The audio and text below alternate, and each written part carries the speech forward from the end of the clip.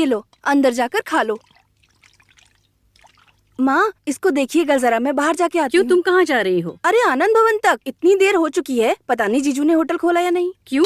वहाँ पे तुम्हारे पापा और दामाद जी है, तुम क्यों वहाँ जा रही हो? लड़कियों का वहाँ पर क्या काम है? क्यों, क्या एक लड़की होटल नहीं संभाल सकती है माँ? मुझे वहाँ जाने से कोई नहीं रोक सकता। मेरा भी आनंद भवन पर हक है, मैं वहाँ जरूर जाऊंगी, मुझे मत रोको। लेकिन क्यों, बाकी सारी भी तो लड़कियाँ हैं, तुम अकेली क्यों वहाँ जाना चाहती हो? हाँ, लड़के की जगह लड़की होके मेरी जान खा रही हो तुम। मुझे दूसरों की बातों से फर्क नहीं पड़ता। मैं अगर जा रही हूँ तो तुम्हें क्या दिक्कत तुम है? उस दिन गई थी दुर्गा, लेकिन तुम लोग इस तरह से लड़े कि लोगों ने भी देखा है तुम लोगों को लड़ते हुए। देखो, हमारे परिवार की कोई इज्जत है कि नहीं? तुम्हारे दामाद ने तो मेरे साथ वहाँ पर बिल्कुल ठीक किया ना माँ। तुम वहाँ पर गई और तुमने उनके साथ झगड़ा शुरू कर दिया। अगर मैं नहीं जाती ना तो आनंद भवन का सारा सामान समेट के तुम्हारे दामाद कहीं पर जाकर बेच आते और तुम ढूंढती रहती कि वो कहाँ गए कहाँ गए। ये क्या बोल रही है तुम उनके बारे में?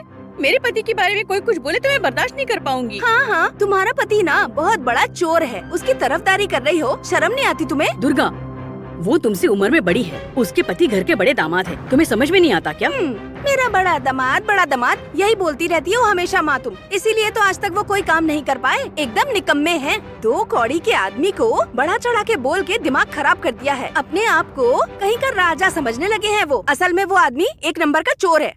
कामाक्षी, यहाँ क्या हो रहा है? कुछ नहीं, मैं देख लूंगी, आप जाइए यहाँ से।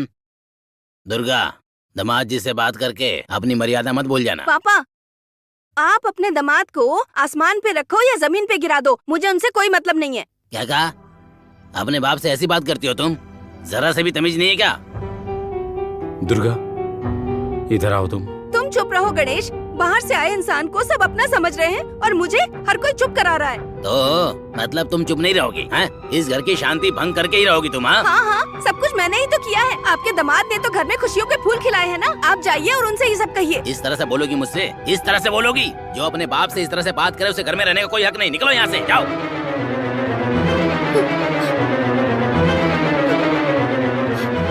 पापा, आपने ये क्या कह दिया?